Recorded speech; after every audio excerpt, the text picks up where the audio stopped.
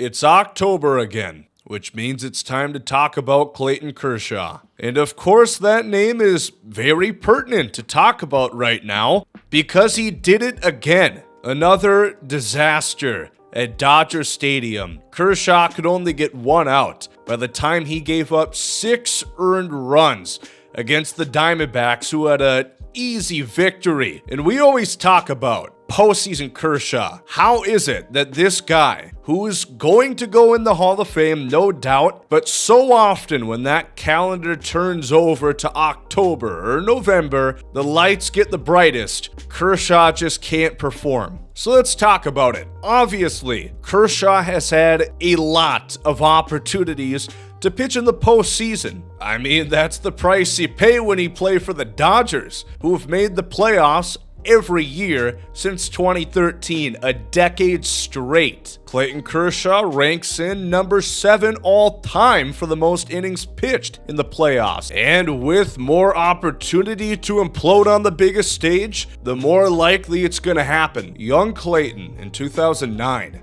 NLCS Game 1 against the Phillies. Big spot for a young guy. Gave up 5 earned runs. 2013 against the Cardinals. Once again in the NLCS. This one, win or go home for the Dodgers. The Dodgers did not win. Kershaw gave up 7 runs in 4 innings. Very next year in the NLDS, the St. Louis Cardinals again. This time they put up 8 against Kershaw. Maybe it was destiny against the Cubs. The year they won the World Series, 2016, to break the curse. They had to get through Kershaw, and they did it pretty easily. 2 home runs hit against him, and they'd win the series in 6. 2017, World Series against the Houston Astros. Pivotal game. Kershaw gives up 6 in Game 5. 2019, NLDS against the Nationals. Kershaw out of the bullpen gives up back-to-back homers to Rendon and Soto, giving up the lead, and the Dodgers would give up the series later on that night. So Kershaw has had a lot of lowlights in the bright lights, and I want to try and figure out why. Now, first thing, Kershaw is a breaking ball pitcher. Even towards his younger years, his peak, his fastball sat 94-95, which back in the early 2010s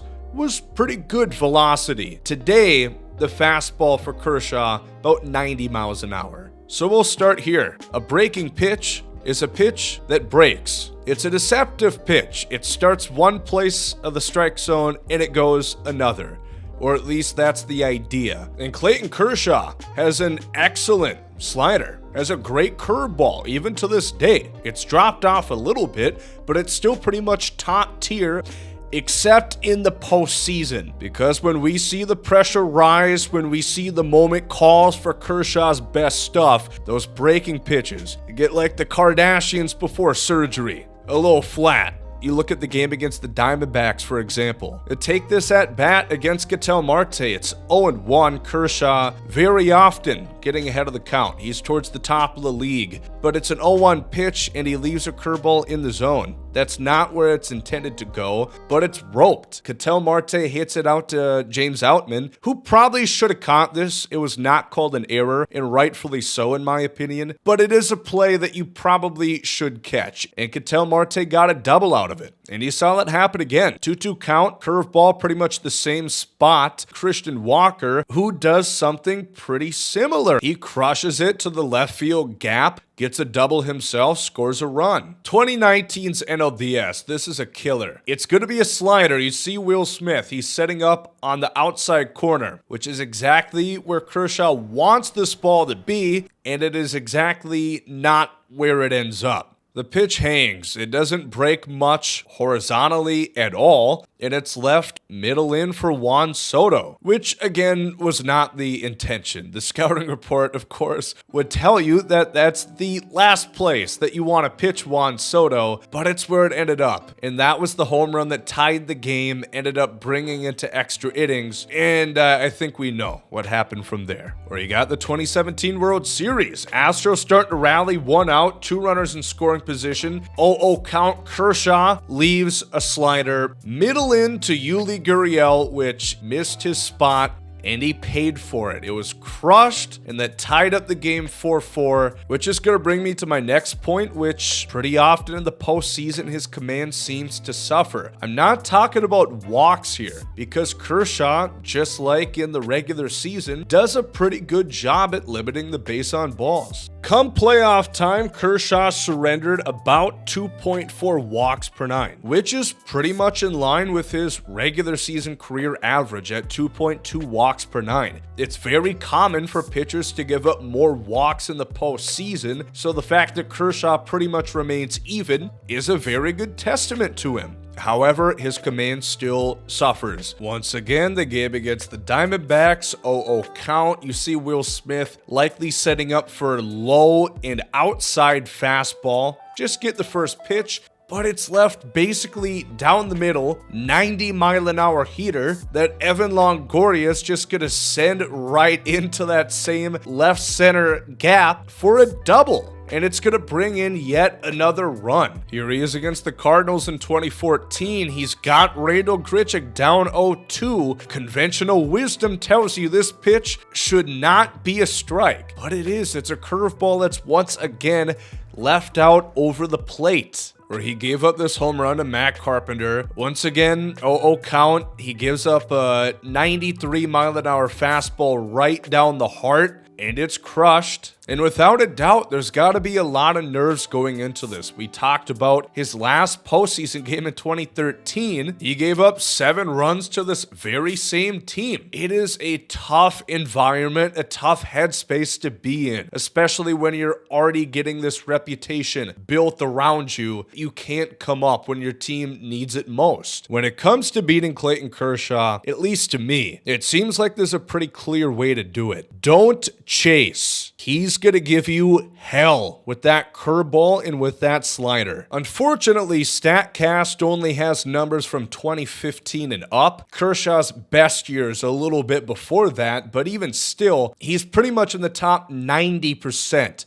of chase rate since the beginning of the StatCast era. You look a little bit further, numbers really state that he emphasizes and needs batters to chase against him because his strike looking percentage is pretty low comparatively to other pitchers in the league. It's below average because he throws lots of pitches outside the strike zone because the breaking ball is good enough, the slider's good enough to bend so far to look like it's a strike and then make a batter look silly. And it seems like that's the exact game plan the Astros followed in 2017. Of course, it's going to be a little controversial with the events that we know transpired in that 2017, but the Astros only chased 23% of the time. A good 8 to 9 percentage points off of what Kershaw had batters chasing in the regular season. And that's how they got the rally going in the 4th and 5th innings. Springer started off with a walk. They pieced together hits leading up to a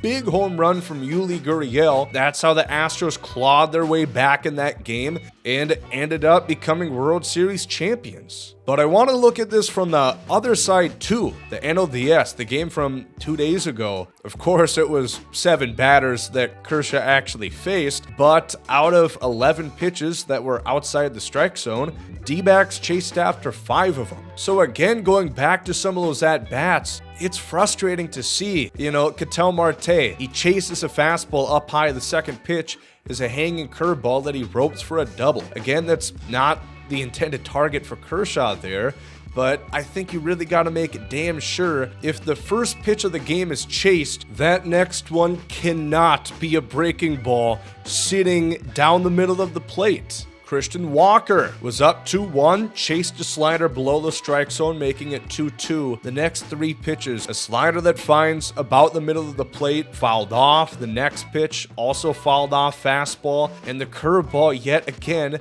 On a 2-2 count, this ball has to be put below the strike zone. He's shown that he'll chase. So ultimately, it definitely boils down to the big moment. And I think what really starts to show that is look at Kershaw's best postseason run. It was in 2020, an extremely weird season. No fans for the entire regular season. The wild card round, no fans. The divisional series, no fans. The NLCS was the first time all year that any spectators were allowed, and even then, only about 11,000. Wouldn't you know it, that year Kershaw in 30 2/3 innings pitched had an ERA under 3. In no game did he allow more than 4 earned runs. He was truly dominant in the wild card round. He went 8 innings, 13 strikeouts, no earned, the World Series over a decade, building up for Kershaw to finally win his first championship. Game 1.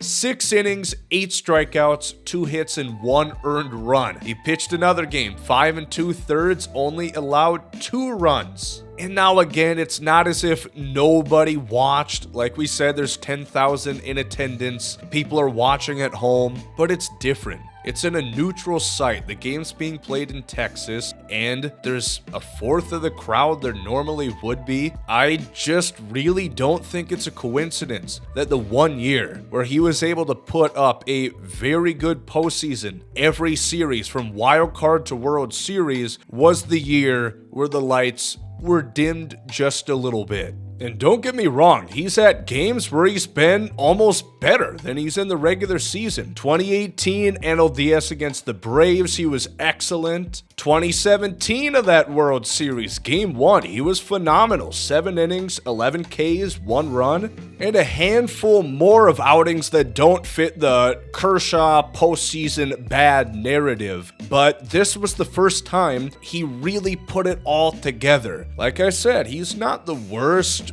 postseason pitcher ever. His 4.49 ERA ranks 28th worst among pitchers who have went at least 40 innings in postseason baseball. There's about 200 guys that qualify. When you're facing the best of the best on an everyday basis, your numbers are gonna suffer. When it comes down to it, everybody wants to pitch in the postseason. It's what they've been dreaming of their whole lives, watching it on TV as a kid, and then to eventually come up and get to the postseason. It can be beyond exciting. And with that exceedingly high level excitement bleeds exceedingly high levels of stress and nerves. Some guys are built for that, whether it be your Madison Bumgarners, your Mariano Rivera's, your Jack Morris's. Then you see so often where the pressure, the moment consumes a pitcher or a batter too, and they become someone completely different than you watch 6 months out of the year.